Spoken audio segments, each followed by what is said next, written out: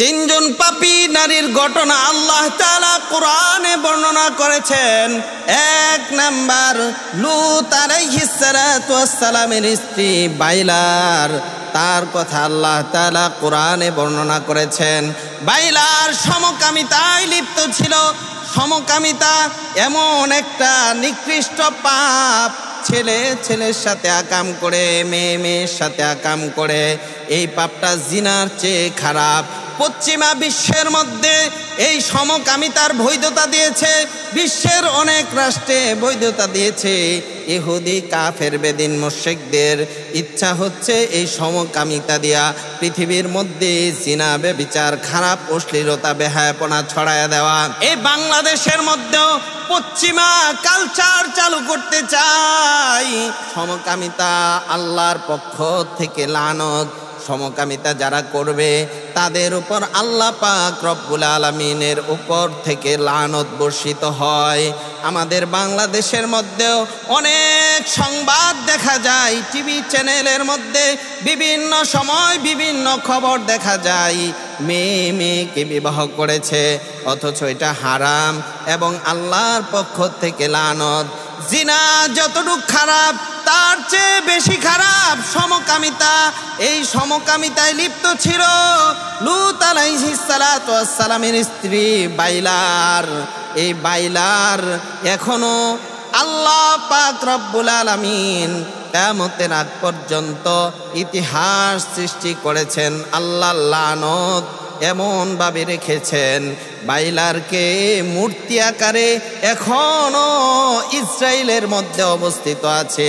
আল্লাহ তাআলা দেখা দিতে চান, ও দুনিয়ার পাপীরা তোমরা দেখো বাইলারকে আমি কেমন ভাবে ইতিহাস তৈরি করে রেখেছি। দুই নাম্বার মহিলা আবু লাহাবের স্ত্রী উম্মে জামিল। উম্মে জামিল নবীকে অনেক কষ্ট দিয়েছে।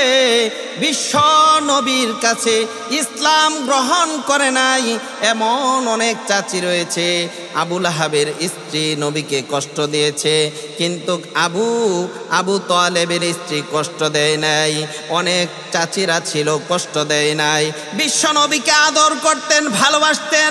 কিন্তু উম্মে জামিল এমন একজন মহিলা ছিল, সম্ভ্রান্ত পরিবারের মেয়ে ছিল, তার অহংকার ছিল, ব্যবহার অনেক খারাপ ছিল। তার সাথে কেউ আগাইতো না, তার ব্যবহারের কারণে তার সাথে কেউ কথা বলতে চাইতো না, কারণ ব্যবহার অনেক খারাপ ছিল। আমাদের সমাজের মধ্যেও দেখা যায় যে সমস্ত মহিলার ব্যবহার খারাপ, তার সাথে কেউ কথাও বলতে চায় না, কারণ কোন সময় কোন কথা বলে ফেলে বোঝা যায় না, বলা যায় না। এই জন্য ওই সমস্ত নারীর সাথে কথাও বলতে চায় না। ঠিক তদ্রূপভাবে উম্মে জামিল কোরআনে বর্ণিত শ্রেষ্ঠ তিন পাপী মহিলার মধ্যে দুই নাম্বার মহিলা উম্মে জামিল আবু লাহাবের স্ত্রী। আল্লাহ পাক রব্বুল আলামিন উম্মে জামিলের ব্যাপারে কোরআনুল কারীমের মধ্যে বর্ণনা করেছেন, উম্মে জামিল পৃথিবীর নিকৃষ্ট একটা মহিলা, কারণ বিশ্বনবীর সাথে বেয়াদবি করেছেন, বিশ্বনবীর সাথে খারাপ আচরণ করেছেন। আল্লাহ তাআলার পক্ষ থেকে উম্মে জামিলের প্রতি আল্লাহ তাআলার লানত বর্ষিত হয়েছে। তিন নাম্বার পাপী নারী নূহ আলাইহিস সালাতু ওয়াস সালামের স্ত্রী বালিহা, তার নাম ছিল বালিহা। এই বালিহা নূহ আলাইহিস সালাতু ওয়াস সালামের সাথে সরাসরি বিরোধিতা করতেন। একজন নবী, এমন একজন নবী যাকে দ্বিতীয় আদম বলা হয়। নূহ আলাইহিস সালাতু ওয়াস সালাম 950 বছর দাওয়াত দিয়েছেন। দাওয়াতের কাজে যখন যাইতেন, দাওয়াত দিতে দিতে মানুষের তিরস্কার, মানুষের কষ্ট, এমন কষ্ট দিত নূহ আলাইহিস সালাতু ওয়াস সালামকে। নূহ আলাইহিস সালাতু ওয়াস সালাম দাওয়াত দিতেন, তাকে মারতে মারতে জমিনের মধ্যে শোয়ায় ফেলতো।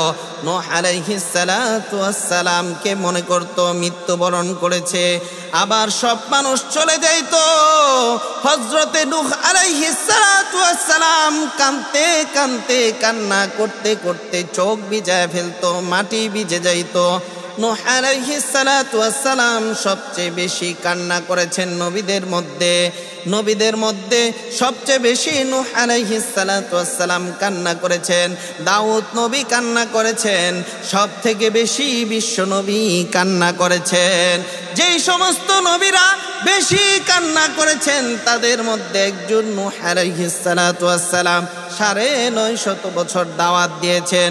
দাওয়াত দিতেন, উম্মতেরা দাওয়াত গ্রহণ করত না, কিন্তু ঘরের মধ্যে যখন আসতেন তখন তার স্ত্রী বালিহা বিরোধিতা করত, সবচেয়ে বেশি কষ্ট পাইতেন।